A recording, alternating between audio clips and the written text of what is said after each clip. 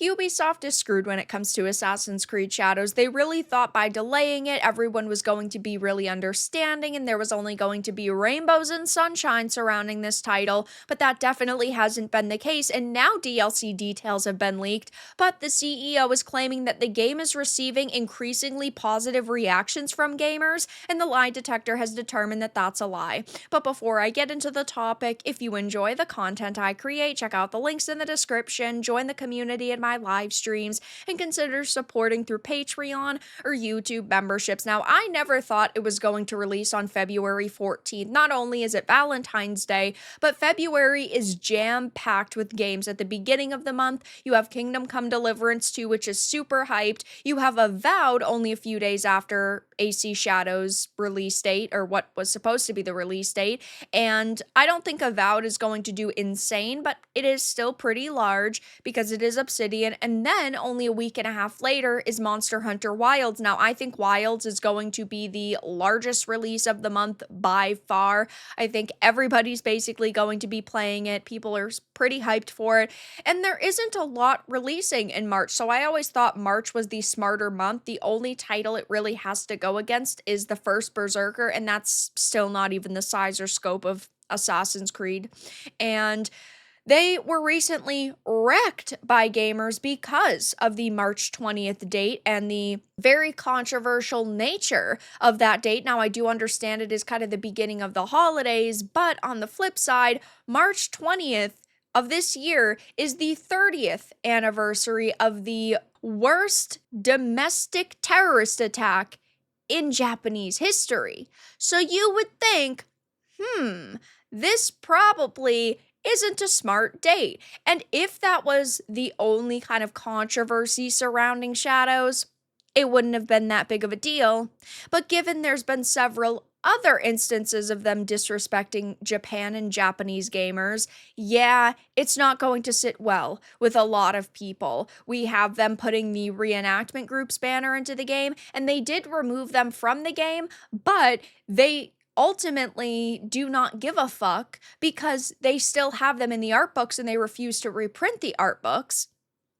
You have the one-legged Tory Gate statue, which is no longer coming out, but they still thought that that was a good design because even though Ubisoft isn't creating it, they still have to okay designs because it's their characters and their title. And you also have hundreds of thousands of Japanese gamers signing petitions to get this game straight up canceled because they feel disrespected. And now you have the CEO, Yves Guillemot, saying, oh gosh, the reception is just super positive now, and we all know that that's a lie. So as captured by Tech for Gamers, the game's first DLC was actually leaked and is titled Claws of Awaji and will release later in 2025. Ubisoft added, feel the fear of being hunted and under threat on a mysterious island, reclaim a lost treasure while avoiding the traps and ambushes of deadly new foes. And there's supposed to be over 10 hours of additional content, so that's pretty good. I mean, over 10 hours isn't super terrible, at least in my opinion. I guess it just depends on the length of the base game, which we do not know, and Ubisoft did very quickly delete that, but whenever anything is posted on the internet, people pay attention, people archive it and screenshot it, and, well, they're not going to be able to go back on that now.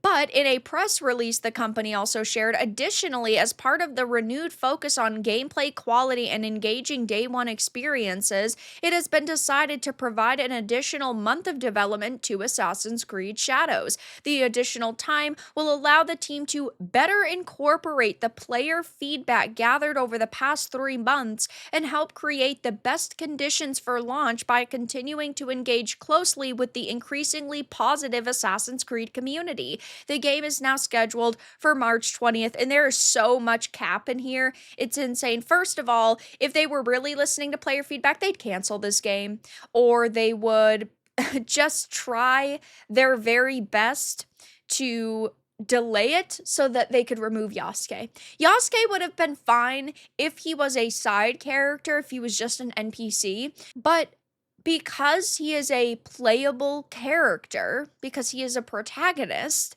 and he is also a historical figure, that means there are always going to be parts of this game that people are upset with because they are not historically accurate. And if you look at what this game provides, like LGBTQ plus romances, there's no evidence that the historical individual Yasuke was ever interested in those types of relationships. So why are you able to participate in those with him?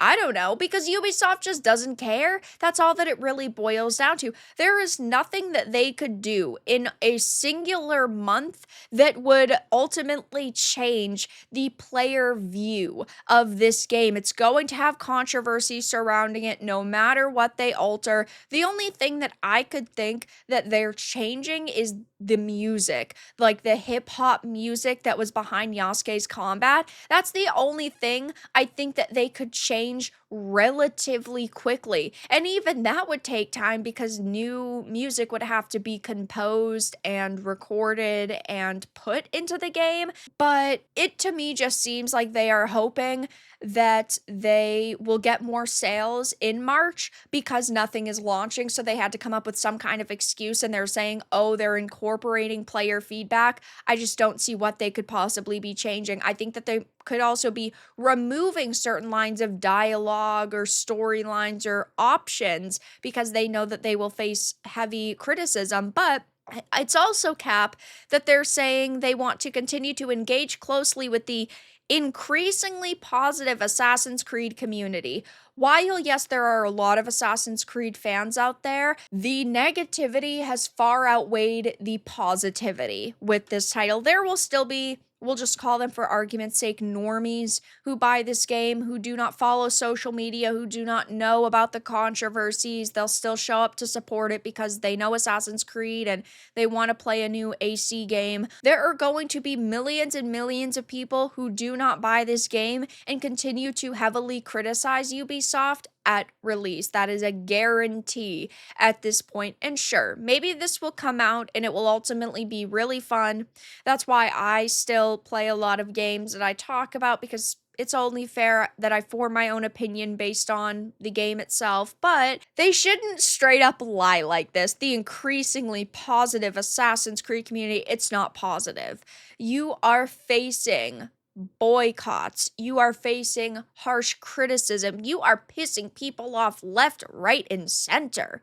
And instead of admitting that they've stumbled, that they've made mistakes, and that ultimately they have made choices they knew were going to be controversial, they just say, oh, we're going to ignore that completely in our press releases, because that is exactly what they have done. And I just do not think that this is going to go over very well for them. They're going to keep receiving heavy criticism. And I just think that it's funny that they're so out of touch, that they have faced so much backlash from Japanese gamers and Western gamers, but they're releasing it on March 20th, which is a controversial date to launch it on. They are delaying it by a month and saying that they're implementing player feedback. I don't know what they could do in a month.